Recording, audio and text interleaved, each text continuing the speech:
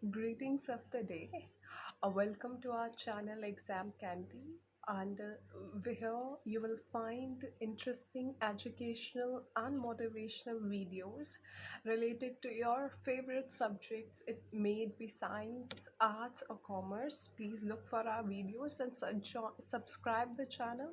Like the video if drop a like for us, okay, if you like the video. Now in today's class, in the continuation of our previous classes, we will be discussing class 12th, or maybe it can be in your 11th standard as well, or wherever it may be used. Today we will be discussing notice writing, which is a part of short composition, and many of the short composition we have discussed in previous classes. Okay, now what is a notice? The first question comes, what is a notice? Then the question comes, how we have to proceed writing our notice. So in this video, you will find the answers to all of your questions. So don't worry, stay connected. So the first question comes, what is a notice?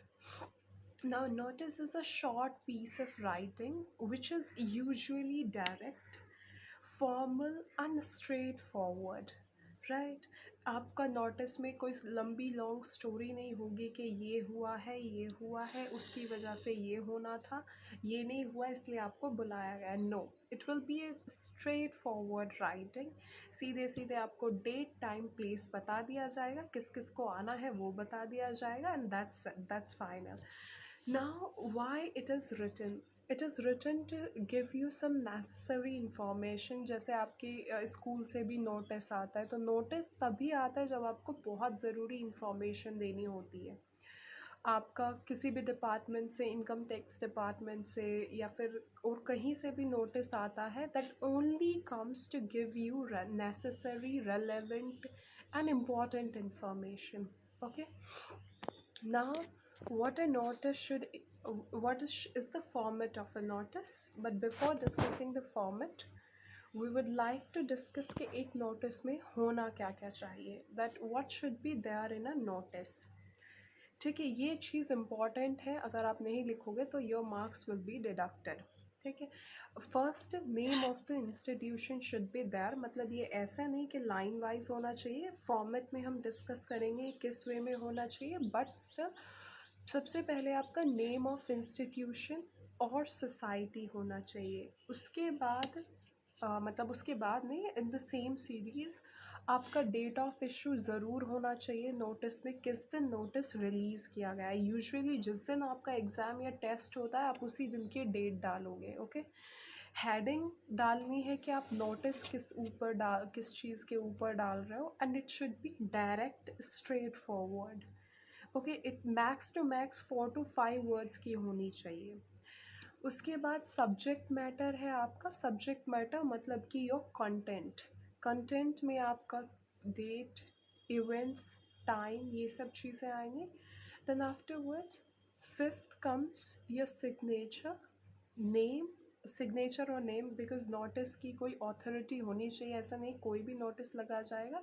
So you should have the name and designation of issuing authority, the authority who has issued that notice। ठीक है, देखा होगा school के notice board पे notice लगे हुए होते हैं, पब्लिक प्लेसेस पे कहीं कहीं नोटिस लगे हुए होते हैं, that do not spit, do not throw garbage, और डू नॉट स्मोक। तो ये सब नोटिस मतलब होते हैं पेपर फॉर्मेट में। तो आपको देखना है कि वहाँ पे इशूइंग अथॉरिटी का भी नाम होता है, डेट होती है, हेडिंग होता है, उसके बाद सब्जेक्ट आपका पूरा डिटेल में लिखा हुआ होता है। Now we will be discussing format of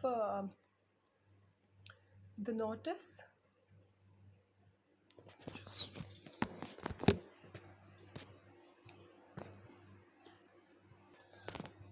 So we will be discussing format of the notice.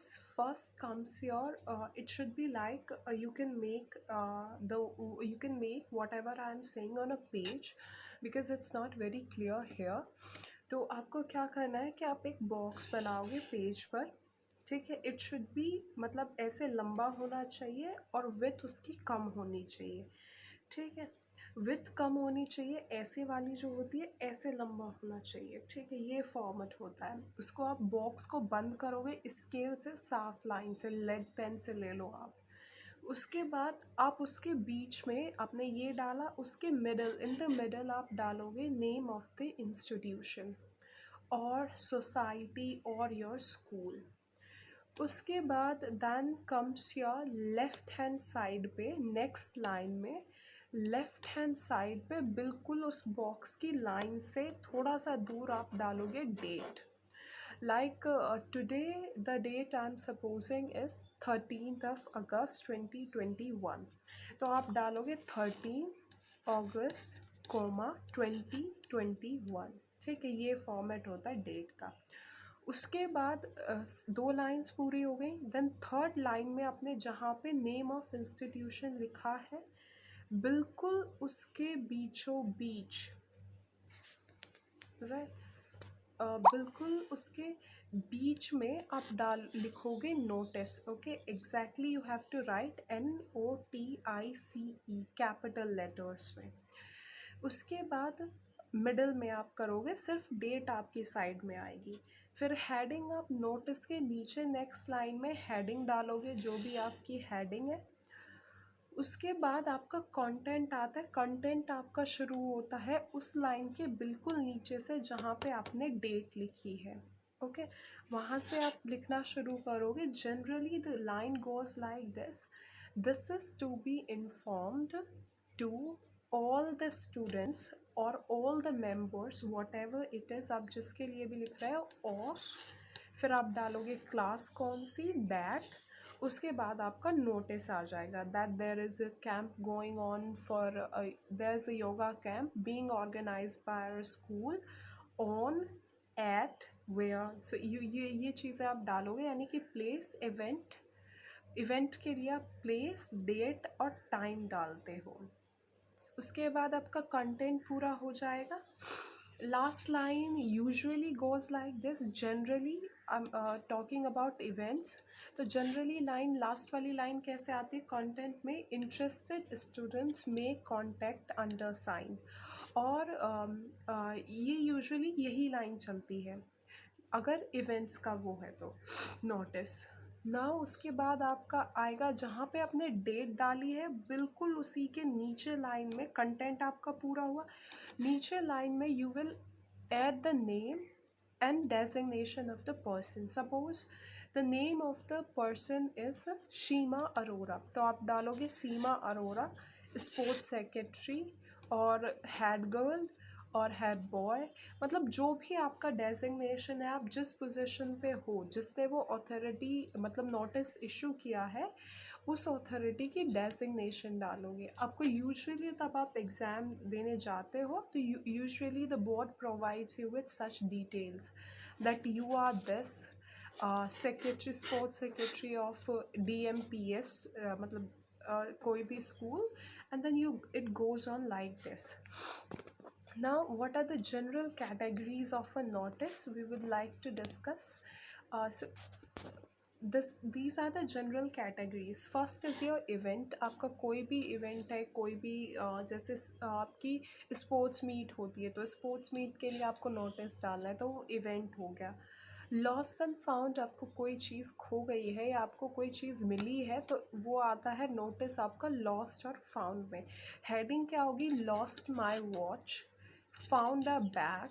तो ये सब चीज़ें आप, ये ऐसे हेडिंग बहुत क्रिस्प होनी चाहिए, बहुत ही attractive and in minimum words.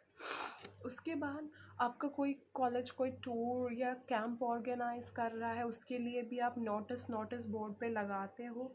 कोई एग्ज़िबिशन है, कोई फेयर है, कोई फेस्ट है, उसके लिए कोई कंट्रीब्यूशन चाहिए या फिर उसमें आपको पार्टिसिपेट करना है या उसमें कोई इनवाइटेड है, तो उसके लिए भी आप नोटिस लगाते हो।